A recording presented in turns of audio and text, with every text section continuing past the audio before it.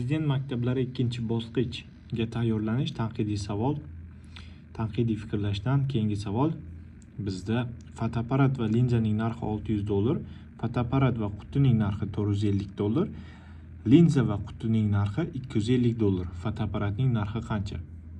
Demak, bu yerda fotoapparat va linzaning narxi $600, fotoapparat va qutining narxi $450, linza va qutining narxi $250 ga tengligini ko'ryapmiz va ikkala ifodani olib biridan biza ayirsak nima bo'ladi? Ikkalasini biza ayirsak bizda fotoapparat minus linzaning narxi $200 ga teng bo'ladi va biz oldindan bilamiz fotoapparat va linzaning narxi $600. Endi ikkalasini qo'shib yuboraman. Ikkalasini qo'shib yuborsam, ikkita fotoapparatning narxi $800 chiqib kelyapti va bitta fotoapparatning narxi $400 liga chiqib keladi. Prezident maktablari ikkinchi bosqichga qanday qilib samarali tayyorlanaman deysizmi? Sizga PMQuiz saytini tavsiya etamiz.